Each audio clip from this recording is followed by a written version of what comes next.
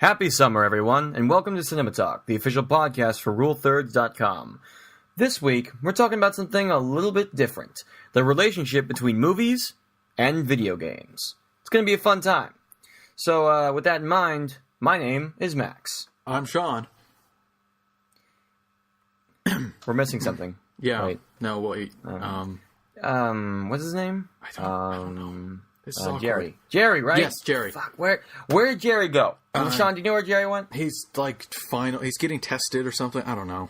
Oh, jeez. I don't pay attention. I never trusted that. I don't pay Jerry. attention, Jerry. Sorry. Yeah. All right. Well, whatever. We should probably head to the lobby. Sean, remember, use the left analog stick to move, and the right analog stick to look around. Head to the lobby. Let's all go to the lobby to get ourselves a treat. And objective completed.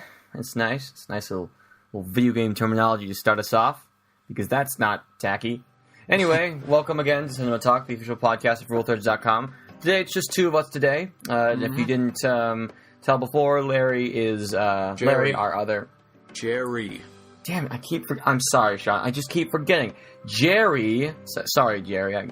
Jerry, he's actually out. I think he said something about being tested or having tests. I'm not one of them. Yeah, I don't know. So yeah, it's just going to be the two of us. First, let's be honest here. With that in mind, Sean, how are you doing? Pretty good.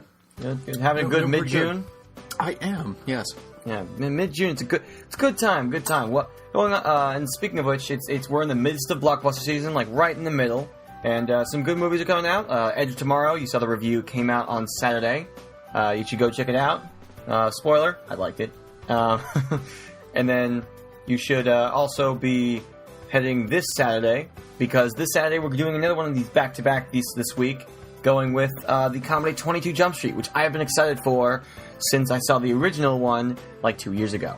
So I'm looking forward to seeing what you think, Sean, and what I think, because I do know what I think, right? Right. This has been drawn out and awkward. What's on the site, Max? Yeah, well, what's on the site is, as I just explained in the Edge of Tomorrow review, yes. Also a CinemaTalk on Twists, which was from last week. And the more I think about it, the more I realize there really wasn't that much up recently. There might be a preview. I'll try and get it out by the time this goes up. I will try. Mm-hmm. Hopefully by Wednesday, today, you'll hopefully hear Sean talking about a movie trailer, that's trailer for a movie, something. So, wow. That's what's going up on the site. You're a great host, Max. I know You're I just am. nailing this and moving right along. Hey, listen, I'm about to turn 20. It's nice and it's nice outside. Huh? Yes, you are. By a month. What? Yes. I turn 22nd of June. Shut up. Wait. You're old. I'm older than you. Yeah. When did you ever think you weren't? I don't know. I'm always the youngest of any given thing. Yeah. Sweet. Nice. Okay, Junior, start us off. Oh, don't even. All right, so so we're talking about movies. We're talking about movies all the time, and we were talking about Edge of Tomorrow. And Edge of Tomorrow was a lot of fun. At least I really enjoyed it. Yes, I liked it too. Yeah, and one of the things about it that I enjoyed so much was its time travel gimmick. The fact that the main character would be shot, and then he would wake up in a specific time set to try again. Like, he would go do this thing, and if he died, he would just reset. Kind of like respawning in a video game. Yes, very similar. And in fact, I looked it up. The director of Edge of Tomorrow made sure that the whole gimmick of time travel was supposed to look like a video game. Now, if you don't know, Sean and I, we love video games. We love them to death. And we were just celebrating the medium in the form of keeping heavy watch on E3, the Electronic Entertainment Expo, 2014, out in Los Angeles. We kept an eye on all the press conferences and whatnot. And if you don't know, E3 is just this big old event where a bunch of games are shown, announced, playable, all this stuff. It's just a huge celebration of games that are coming out. Sure, you could say that it's one big commercial, but it's one fun commercial too. So that got us thinking. What about the relationship that games and movies have? Because there certainly is one, and in my opinion, it's kind of a problematic one. I think it's good to talk about this because games especially have had sort of an identity crisis in relation to film. So yes, I think the thing to start out with is, how did this all start? Sean, how do you think video games started taking from movies? How long do you think this has been going on? Well, I mean, that's kind of hard to say, but the problem with asking is that film did come first, so it's as soon as video games started coming around, like, it was kind of film-based. Like, that's just those are the parameters people were used to working in. You know, it's film. That's how you do a story. That's how you do entertainment. Yeah, especially a lot of entertainment, It's funny because in the game industry, a lot of people who wanted to be filmmakers actually leaked into games. Right. In the case of one Hideo Kojima. Yes. Hideo Kojima is the... of course you bring it up. Yeah, I have to bring it up because he is the father of the poster child for the cinematic game, the Metal Gear franchise. Now, it's largely considered by a lot of journalists at least that the first cinematic video game ever made, and the one that kicked off this whole thing in the first place, was the original Metal Gear Solid, released on the PlayStation 1 in 1998. Now see, the thing about this, Sean, was that it was the first time that somebody was really going out of their way to make a game that felt like a movie you were playing, with cutscenes... Okay. Cutscenes especially, which you'll probably jump into in a bit. Yes, with voice acting. We have a lovely discussion on cutscenes. Yeah, with camera angles, with all these kind of stuff. And sure, camera angles, they're always a part of anything that involves a world to explore. But in this case, it felt like it wasn't just going from one side of the screen to another. It was now about looking through the perspective of the person, going through over-the-shoulder shots and extreme close-ups and all these things that you see in film. Metal Gear Solid was the first of these, and it incorporated a very heavy story because you could take the narrative of a film, and film, at least mainstream, is usually focused on narrative, and thanks to the length of a game, you can make it so much bigger. And if you're a Metal Gear fan like I am, you know how big that narrative gets eventually. So, with that in mind, as the generation goes on to today, there are so many games that try and go for cinema. So I think the best thing to do first in that regard is talk about the first big part of movies that's in games. Cutscenes. Sean. Yes. Tell me about cutscenes. Well, that's a good example of just a medium has no idea how to do something because it's brand new. Like, here's this opportunity. Now we have graphical capabilities to do this kind of thing. You know, it's not just Pac-Man. You know, we can actually, pre-render motions and animations on our character models. As soon as that came around, people had no idea what to do with it, so they just said, well, movies do this. You know, this is stuff we've already been seeing in movies. And I'm not saying that's a bad thing that they didn't know what to do. It's a very good thing to do. I like cutscenes when they're done well. Because, they can be very cinematic and can, be just as well composed, shot-wise, can be just as emotionally investing as a film, if you're lucky. Of course, the opinion that narratives are stronger in film than any video game I've played, on average, but that's another. Yeah, Sean, do you have a favorite set of cutscenes for a game? Do you have a favorite? Man, way to put me on the spot. I can tell you mine.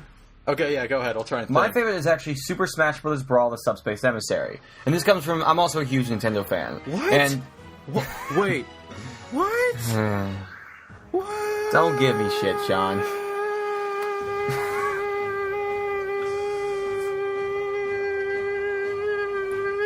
Ow! God, that hurt. Yeah. So I'm a huge Nintendo fan, and the fact is, it's really exciting to see that the Subspace Emissary. Which, if you haven't played Super Smash Bros. Brawl, it's a whole story mode. All the characters from Super Smash Bros. Brawl hanging out and facing off against this one enemy. What I like most about it was that these cutscenes were so beautiful and so kind of weird to watch, as seeing certain Nintendo franchises kind of hanging out with each other, Mario fighting Link and whatever. It felt like a legitimate reward for going through the mediocre gameplay that was the Subspace Emissary. That's why it's always been my favorite, because it treated the cutscenes as if they were a reward, and I really appreciate that. So, Sean, have you come up with something yet? Well, yeah, I mean, it's hard to come up with favorite sequence or anything, but just as a whole, Uncharted, just love how they handle it, because it is like playing an action movie. Right, they're really good at coming in and out, because one of the most unforgettable set pieces in all of video gaming is the beginning of Uncharted 2. Oh God, Honor. Oh boy, I'm totally spacing. Yeah, Uncharted 2. So if people that don't know, it opens. Nathan Drake's on a train. It's all snowy and stuff, and he's on this train and he's shot. He's like, oh man, I'm shot. And then it turns out the train is off a cliff. He's not just sitting down. Yes, he's about to fall. It's about to fall off a cliff. This train. Yeah, and so it's interesting. You have to. So part of it's cutscene. He's trying to get out of the train and climbing up as it starts slipping. But a lot of it is you. So I love how it starts as a cutscene, it goes to you. You control Drake as he climbs up this train, and so it feels like it's that seamless between gameplay and cutscene is really, really cool. Yeah. And even if it's not that seamless, the Uncharted cutscenes, they do great voice acting, they have really good cinematography, and I think you can call it that, even if, cinematography kind of implies a camera. I think you can call it cinematography, great compositions, all that. Because, I mean, I think maybe the better word is framing, because it's, Sure. usually cinematography is used to convey some kind of message behind the camera angles, but since games are trying to tell more through their interactivity, I think it would be best just to say the framing and whatnot. But with cutscenes, they can definitely imply things, and I think of course, such a story-driven thing like Uncharted, it's a pretty story-driven series. There's a lot, suggested by compositions. I think we can call it cinematography. But yeah, I would go with Uncharted as just kind of off the top of my head. Cutscenes I really like. Yeah, I would go with Uncharted. Mm-hmm. Can I bring up something like, we keep talking about cutscenes, but what we're talking about is when the game stops, you watch pretty much like a scene of a CGI movie, and then you're back in the game. Yeah. But there are a lot of games that don't have traditional cutscenes. They rather have like scripted events. Like I'm talking Elder Scrolls V Skyrim, where or Half-Life 2 or BioShock or anything like that. You're always in like you're still first person with your swords out, like you're playing Skyrim, but it won't let you move, or things are happening around you that are scripted. Yeah. That progress the story. So it's not really a cutscene, but it is very similar in its forward narrative. But that is very uncinematic like. That's movies aren't like and that's that. much more game-like, and that's something I want to talk about when it comes to... That's a more recent development. Like, a lot of games, the cutscene was the norm, and it's still the norm, but that's becoming more and more common, so I feel like that kind of goes back to my argument. They didn't know what to do, and now we do. Now, Bethesda can say, the whole idea is that these games are so immersive, why cut out? Why remove the player from this? So let's just keep them in first person and let the story unfold around them. So yeah, I think it's very more game-like, but at the same time, I love cutscenes. Like, I'm not going to argue against really good cinematic cutscenes either. Yeah, but, I think another good example is of that same thing is like pretty much any game released by the developer Valve. I'm talking Portal, Half-Life, Team Fortress 2, never cutscenes. Any of that. Yeah, it's never cutscenes. It's always about putting you in the perspective and watching it all happen from your angle. Personally, I like that more for a game, but we'll get into that later. So, Sean, okay, we've talked about cutscenes. The cutscenes are the biggest part, but there's another. But in order to bridge the gap between game and cutscene, designers around the around the middle of last decade started implementing something called QuickTime events. Yes. And I think this is one of the big burdens of the whole relationship between movies and games. QuickTime events, for those who don't know, are essentially sequences in which during a cutscene, when you're supposed to be watching, a button pops up on the screen and you're supposed to press that button. In order to... you fail. Yeah, if you don't, you fail. It gives the illusion of interactivity. This became popular through a game like Shenmue in the early 2000s, and then stuff like God of War and Resident Evil 4. Yeah, Shenmue was the first, but God of War and Resident Evil 4 in 2004 and 5 were like they made the biggest impact in this department because they both they were both huge and they came out at the same time. QuickTime events are still seen to this day, but I've never been that opposed. What? Like, I've never been that opposed to. Really, I've always been super opposed to it. See, I don't get the like. Okay, you're gonna have a cutscene.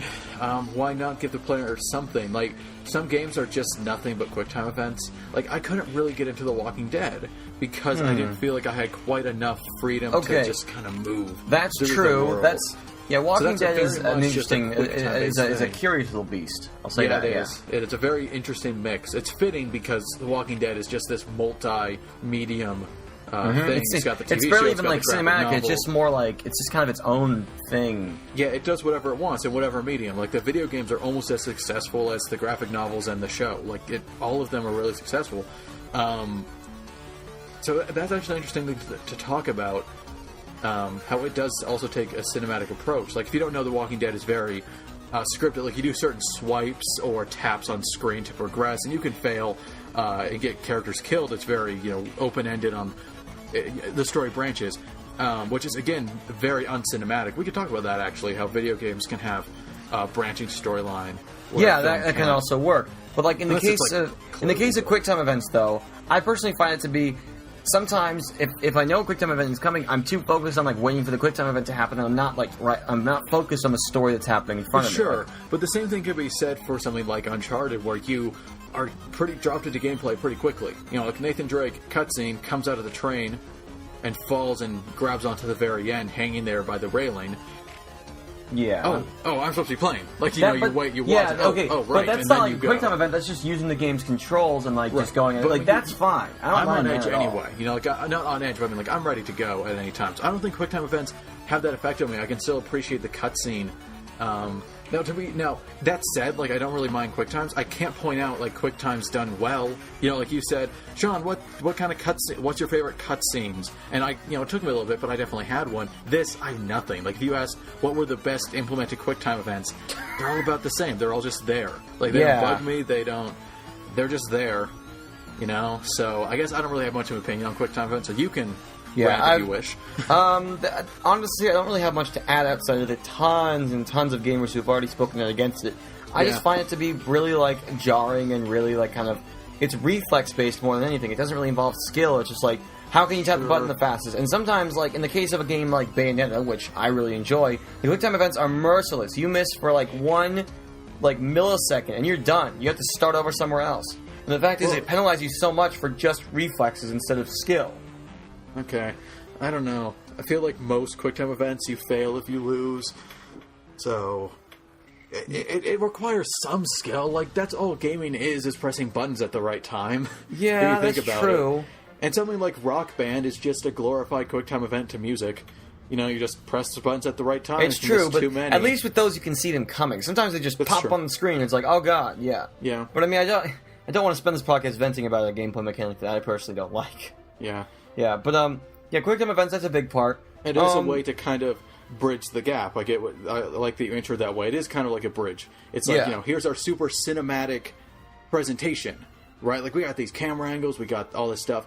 But come on, guys, it's a video game. You can press a few buttons if you want. I mean, so yeah, it's kind of an attempt to make it more game-like when it's, at a core, it's being very more movie-like. QuickTime events are your friendly reminder that you're playing a video game. Yeah, I can see that. Yeah, even if I'm not super opposed, I can see that.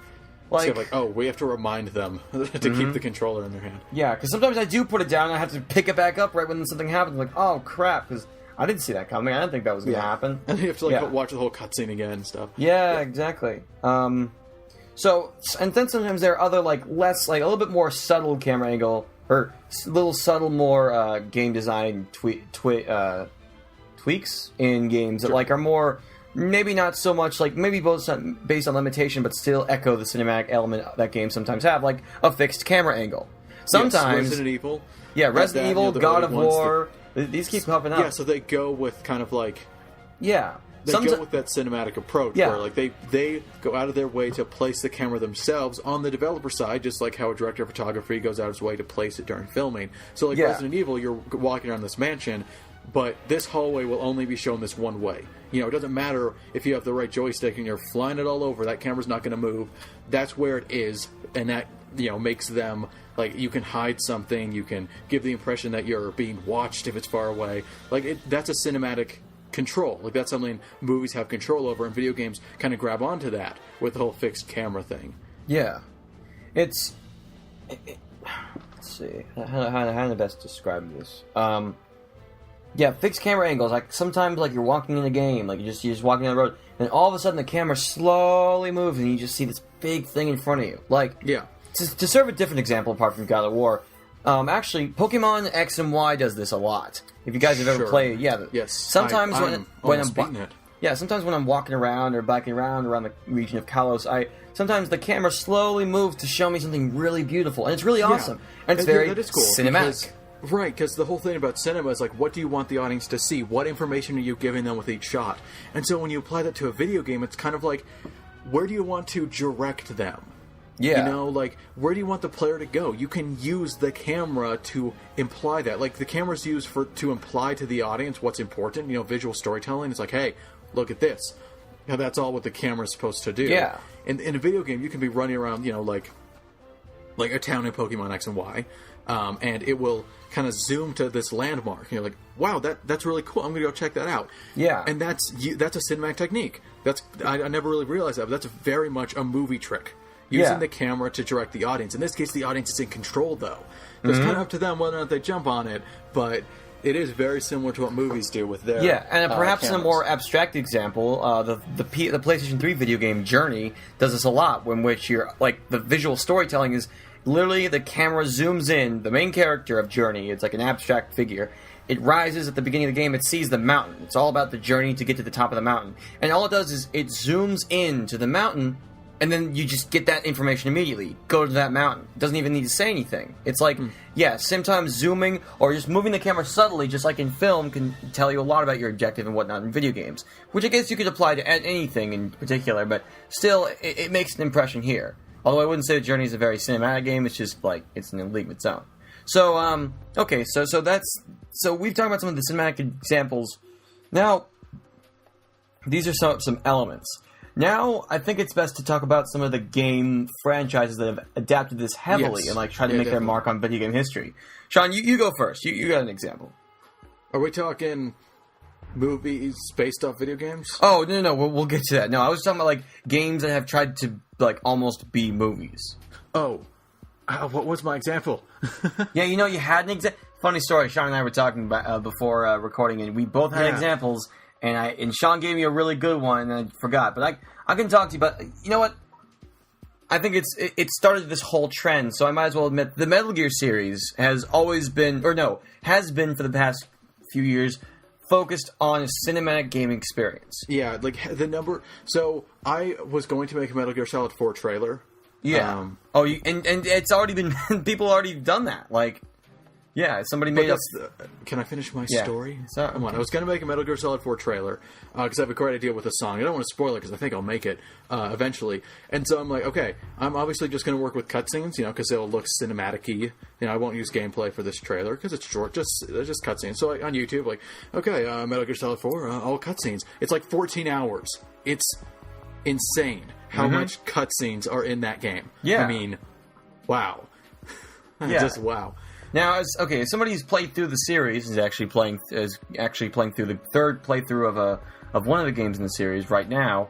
I can tell you that the Metal Gear Solid series is very much focused on narrative. Now, personally, being focused on narrative and being very movie-like, very different. My mistake. Yes, let's make that distinction. That's a good point, John. Yeah, I don't mean to say that. Narrative. That Metal Gear Solid is very much like narrative focused. It is, but it's also very cinematically focused, and that's because Hideo Kojima is such a huge movie fan. Yes. If you don't believe me, he posts up short Twitter reviews of movies he sees every time he sees them. Like seriously, it's awesome. It's awesome. I love Hideo Kojima because he's so crazy.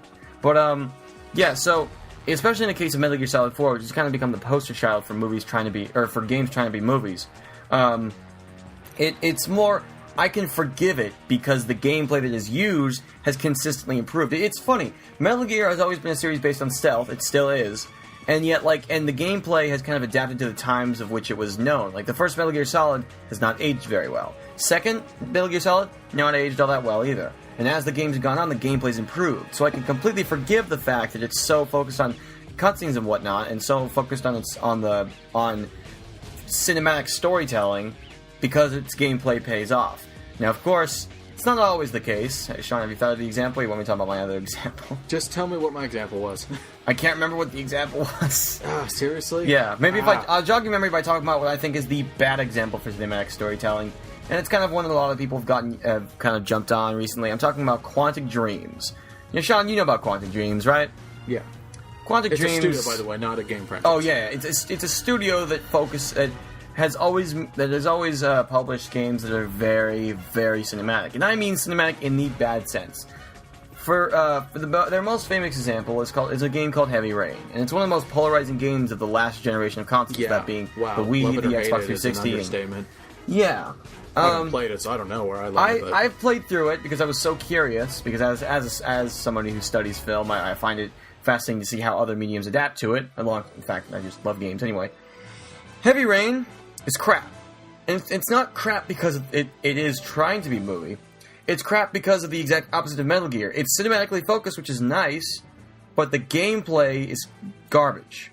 it has this thing. There's a lot of problems. There's like a thing. Its control scheme, the way you move the characters is terrible. It's awful. You cannot control it, especially in situations that are very, very focused on precise controls. It can become a very frustrating experience. So that's like the example of like it's all gone wrong. Because honestly, if you want to try and make something into if you want to make a good game that is like a movie, you might as well make the parts that make a game really good, so we can forgive the fact you are a game. Focus on that first. Yeah, play well like a game, and also Heavy Rain is notorious for being 90% quick time events, which we've already talked about. Yes, another thing. But at the same time, that was interestingly implemented, and I'm mostly talking about the fact that you had to hold down a button to move around. Like that's how it seemed. Yeah, and I haven't played the newest game from Quantic Dream, Beyond Two Souls. It's Ellen Page, okay? The game is just Ellen Page. The Ellen Page Variety Hour, as Yancey Crawshaw puts it. But and William Dafoe. Guest starring William Dafoe. Yeah, guest starring Willem, not William. Sorry. Willem. I'm sorry, Willem. If you're listening, I'm sorry. Yeah, don't go all Green Goblin on us, dude. If we just get this email, I'm offended. Yeah, dude, what? That'd be funny. I did actually think of a good example. Wonderful. Of my favorite cinematically presented game.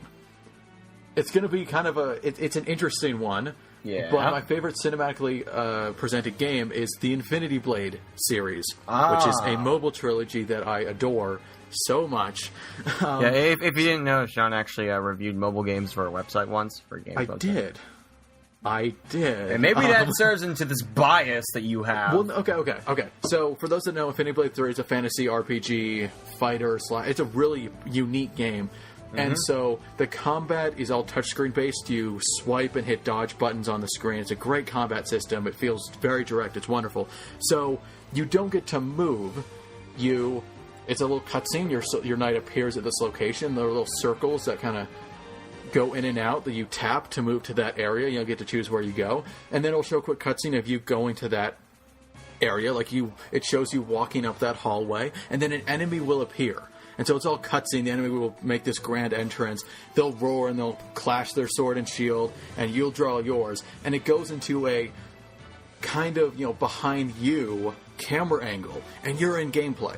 It's this really sweet angle for you could see in a fantasy film, you could see a sword fight being shot at this angle, right? So then you're fighting stuff, and then when they get a third down their health bar, a little cutscene shows that you're winning, and then you're in a different angle. So every fight you get 3 very cinematic, very interesting angles, and so it's a very cinematic presentation, because if it's not a cutscene or a landscape shot where you get to decide where to go, you're always in kind of an over-the-shoulder or a similar type of thing. And it's great because it also works as a game mechanic that, it works in a video game as in these angles never obstruct your view. It's great that they can look so cinematic, yet you can still see where the enemy's going to attack from, so you can respond. You can see everything you need to, but it still looks really beautiful. And go check out the Infinity Blade trilogy.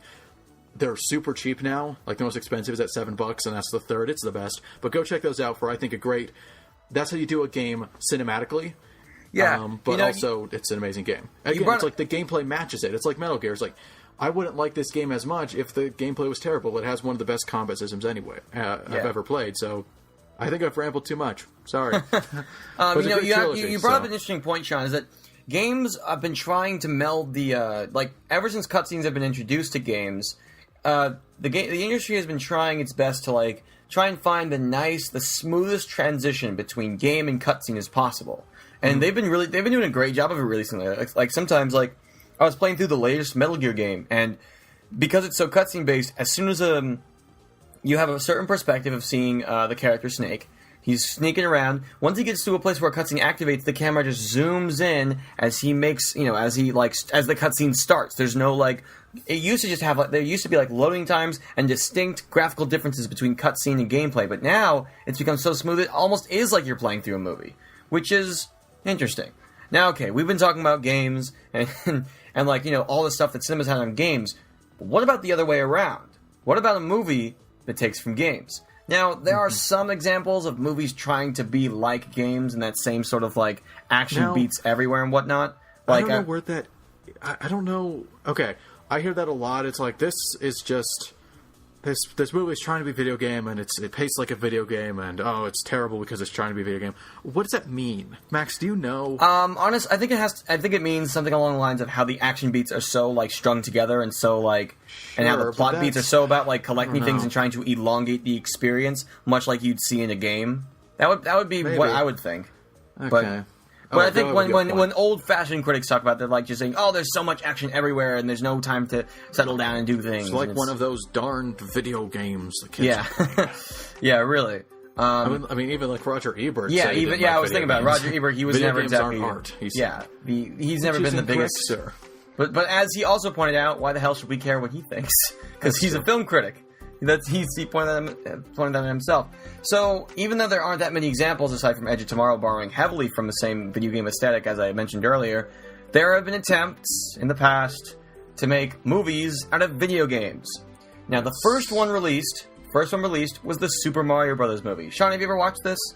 No. I have. As terrible as everyone says? Yep.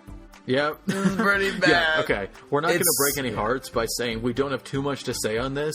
I don't mean to generalize, but yeah, just as it seems like the majority of movies made about video games don't do very well. Of course, I've heard there are exceptions, like the Prince of Persia movie, which I heard was actually pretty all right. You know, nothing to write home about. That's what I heard. Yeah. I mean, we've got like Mortal Kombat, no one really liked. The whole Tomb Raider series kind of got meh. Resident Evil is really no one likes Resident Evil has always been kind of really self-aware in its stupidity, and that's fine. I don't mind that at all. But Silent Hill, I don't know about. Right Silent Hill was, from what I understand, Silent Hill was like the first movie to really the first video game movie that was actually really good. The first one, at least. That's what I heard.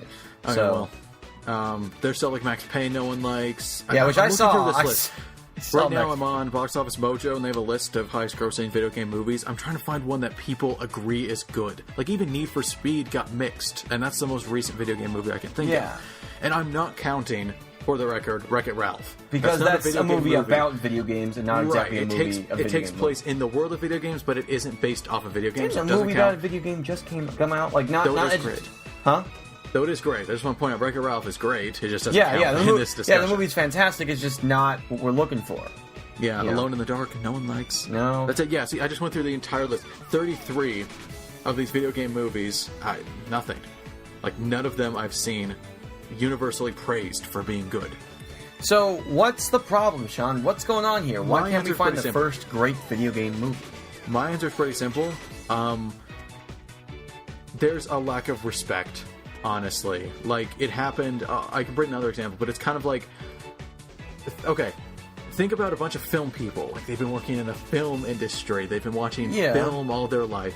And this is assuming, like, this just seems what happened. Of course, a lot of people involved might not be this way, but I feel like most of the people working on these movies aren't actually big gamers, like the early ones especially. Like, they're not actually big gamers. So they, like, okay, the studio hired me to write, like, I don't know, Street Fighter, right? Mm-hmm. Or Mortal Kombat, or even, like, I don't know. Anyway, and there is a lack of respect. It's like, well, you guys... We're movies. Like, we don't have to do anything. We're going to be better. The fans are going to be fine because we're movies. We don't have to try.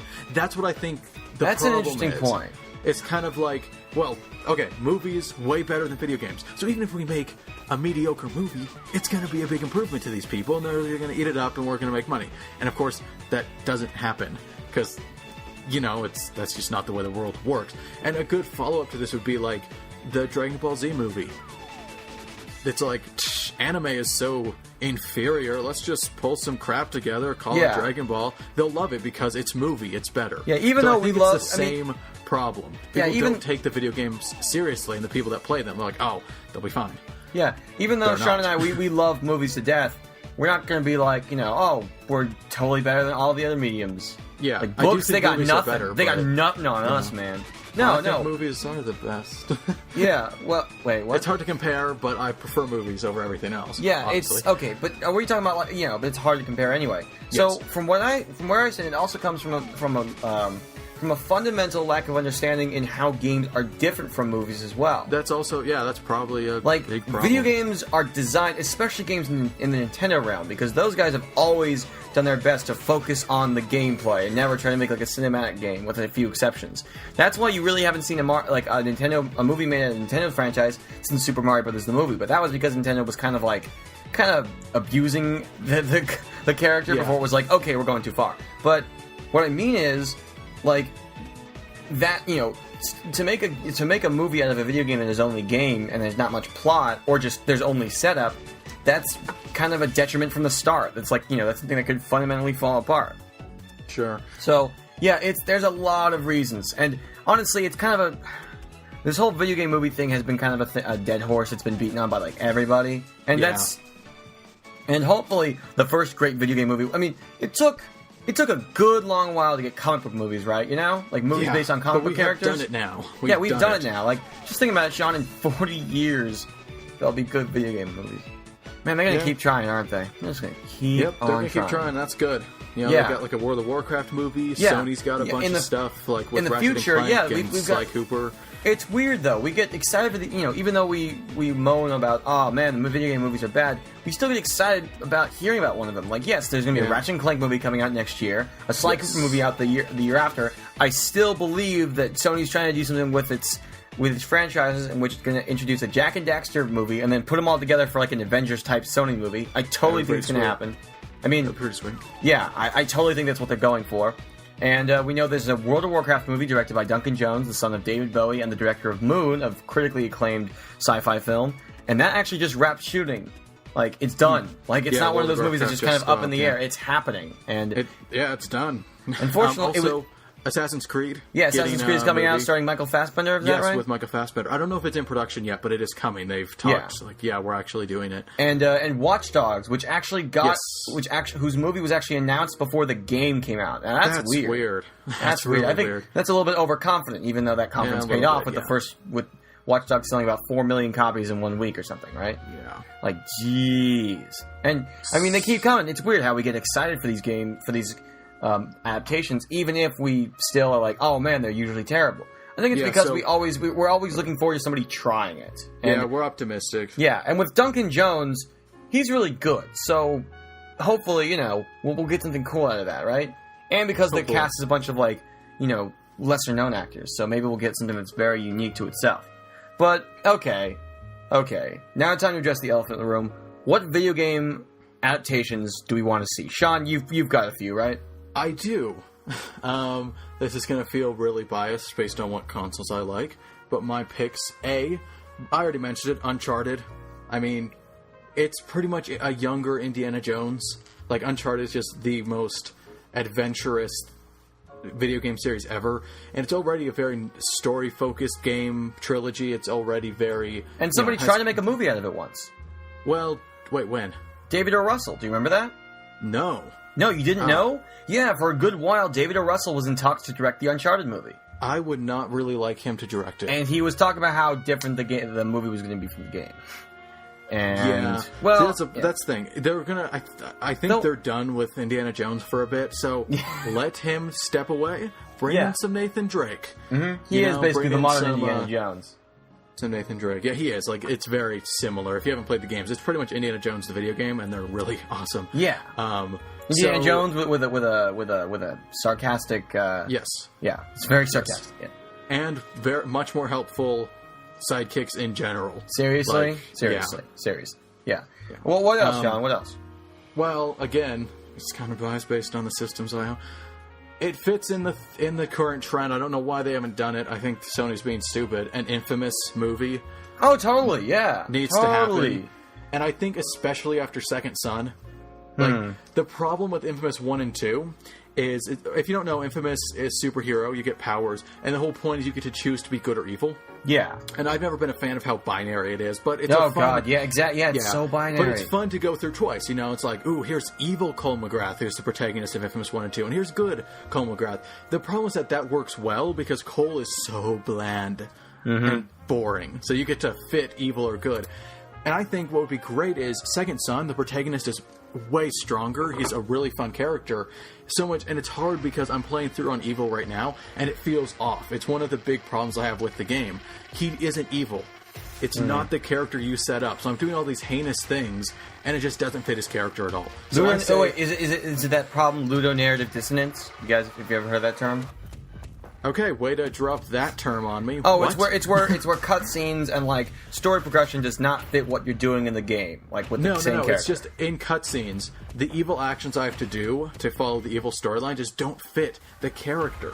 Oh, and so okay, it would be impossible to make a Cole McGrath Infamous movie because people will say, it won't work if you make him all good or all bad because he's already bland, he can go either way. But in this case, you get this protagonist, Delson Rowe, he's already good, he's very interesting, just make him good. Make your movie the good storyline for Second Son, you've got a solid flick. I would love to see it. Do some different things because obviously it's an adaptation, you get to make changes, but it would be a solid flick. Those are my two picks. I also think Little Big Planet could get a really fun kids movie, but it would be hard to come up with conflict. Or a kids TV show. That franchise is ripe for media crossover. Sure, yeah. Sackboy's adorable, so use them. Anyway, Max, go ahead on your picks. I actually have two that are a little bit unorthodox. This also has to go with my sister preferences. Most unorthodox. Yeah. Most unorthodox. Okay, go ahead. My first pick, I've wanted to do this for years. I have always had a dream of writing and directing the Metroid movie. Metroid, okay. Yes, yeah. Okay. And that is because I see so much potential in exploring a character that, like, it's kind of weird. The Metroid is a series that is heavily based on Aliens, and some people say that, Aliens, the franchise. And some people say, if you just make the Metroid movie, you're just going to make Alien or Aliens. And I'm like, and I don't think that's entirely true. The main character is female, and at first it seems like she doesn't have any character, but she has so much character, and she freaking shuts herself in. She's a silent protagonist, except in one case, and she's very much, very powerful, but also very, kind of emotionally drained. And I think you can make a great story out of how she lost that. And how, they're totally... And the one time that they did kind of go for cinematic angle was the one that everybody dislikes, being 2010's Other M, which is one of the most controversial games released in the past 6 years. So, I think... But I'm totally sure you could make a great Metroid movie. In fact, in my formative years, I had a dream that I wanted to make the very first Oscar-winning movie that was based off a video game. Nice. Just because I believe that, and I believe it would be the Metroid movie. The other one is even weirder. It's actually a movie that's actually been announced to be in development. It's a movie based on Minecraft. Now, this is weird. I know. That's so weird. Yeah. Though, that's the thing. We should explain to the audience in case they don't know. Minecraft is a complete sandbox. It doesn't have a story. It's the most open game ever. It has a world. You do whatever you want. There's no character. It's just this Steve, right? His name's Steve. Yeah, his name is Steve. Yeah. Yeah. There's no characters. There's no storyline except defeat the dragon. Some realm. Yeah. There's a dragon. Okay. See, here's where it's interesting. Okay. Actually, I've heard this idea and I think it's pretty interesting. So go ahead and explain your idea for a Minecraft movie. I'll just sit back. Sometimes you don't have to do. Sometimes with movies and games, you don't have to really do such a narrative adaptation as you can adapt what it feels like to be in it, to adapt what a book feels like to read, to adapt what a movie feels like to watch, to adapt what it's like to play Minecraft. Minecraft is a very, very isolated game, and I would love to see a movie about a person who experiences Minecraft and goes to that same... you could do so much about psychology and how we are social creatures, how we see the world, and how we find it to be our own, but also it's this big thing. We're just so alone and closed off, even though we have this big open space to explore. I would love to see somebody out there do a movie of Minecraft that is so focused on the psychological implications of the world that it builds that it creates an entirely new perspective on when you're playing the game. Perhaps a movie that complements the game as well as tells its own story, in quotation marks. There would have to be a story and a character that develops over time, but basically talking about how, and I don't mean one of these things oh man, does anybody realize how effed up the Minecraft universe is? You should totally make a movie out of that. No, not one of those jokes. I'm talking about, what is it, when you're, outside of multiplayer, when you're walking around Minecraft, usually in peaceful mode for me, and you hear the music kind of fading a little bit, the music by C4118, which is great soundtrack, you start to feel very alone, very much that you're just this one guy in this huge world, and nobody out there is really going to help you out. You're the only guy out there, and you're pretty much on your own. You got animals around and maybe some villagers to trade with, but pretty much when you're in single-player Minecraft, you are the single player. And I think you can make a fantastic movie out of that. From its aestheticism to its thematic foundation and all of it. You can make a great movie out of that. I don't know how, but I think, and because they are the directors of choice right now in the film industry, I think the best guys for this would be Phil Lord and Chris Miller. Because they get... What? But they're humor. They're comedy. I know they're human comedy, but if anything, they would also know how to take a property, a licensed property, and understand why people like it a lot more than just, oh, it looks cool, or oh, it plays cool. So maybe not the directors, but more so like story. And I mean, it would be nice to have a little bit of humor in there somehow, because it would be a very like it wouldn't be so much dark as it would be kind of serious and kind of low key. So having a bit of humor would be nice. Other than that, or maybe something like Terrence Malick. That would be interesting to have. Yeah. Terrence Malick doing Minecraft would be like a dream, because he already focuses so much on aestheticism. Max, I'm gonna jump in. Honestly, this is a very plausible thing to happen, this Minecraft thing, but it's a short film. Yeah. Like, the thing about a feature film is you need a narrative, you need character stuff, but if you want to stick to, there can be no dialogue in your entire movie. Yeah. If you make that a short film, wonderful. I'd watch that.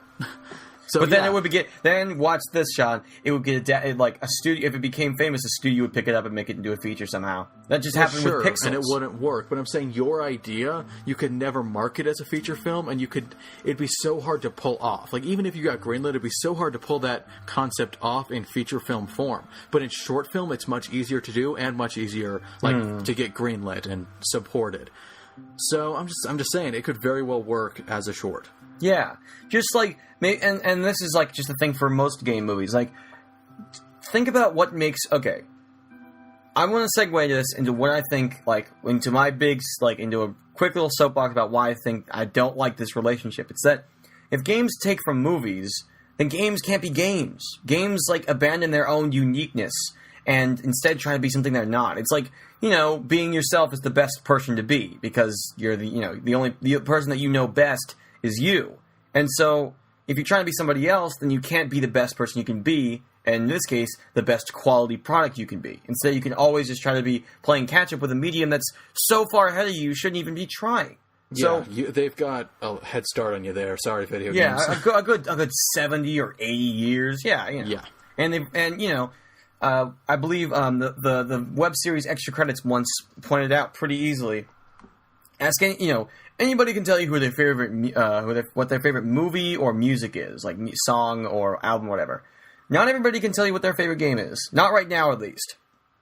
So what games have to do now, I believe, instead of trying to go for movies, they just be themselves. And of course, there are already efforts to this, like Valve, like that whole first-person thing that you were talking about earlier, Sean. I think that is much more game-like and much more fitting for the medium than the whole cutscenes thing. Even though I love cutscenes. I don't think it's inherently better or worse. It just matters on what you try to approach. I suppose, I agree it's more game-like. Yeah, it's more game-like. But that doesn't mean better or worse, necessarily. Mm-hmm. I don't know. But Sean, what is your whole take? What do you think about this relationship? Do you think it's good? Do you think it's bad? Yes, I think it's very healthy, and I hate people are, like, a lot of... It's gone away recently, but it seemed like a few years ago it was kind of a thing. It's like video games greater than movies, or... If these can coexist, like... TV and radio couldn't coexist, really. Like, radio's still around, of course, but it found its place. It was cut down considerably when TV came around. Those two mediums cannot be on top of the world together, Video games and movies can be. Okay? How much money... Like, Grand Theft Auto 5 broke the record. How much money did that thing make? Wait, a lot. And yet you look at movies that are making over $1 billion too. It's like, clearly both can be at the top. It's true. They're right now. Literally right now. They're both on top of the world together. They're making so much money. Both of them. So I think they can coexist and they can help each other. I like cutscenes if done well. And also, we didn't talk about movie tie-in games, but those can be good. Like Star Wars games. Star Wars games. Like Star Wars games can take advantage of this incredible universe made in film and let you explore it. It's like you could play in the wars that are in Star Wars. Like being on the battlefront or something. Love that series. That would be like, it's a beneficial relationship. They can both coexist. Yeah. And adaptations, you just got to respect gamers because they're people. Like, come on.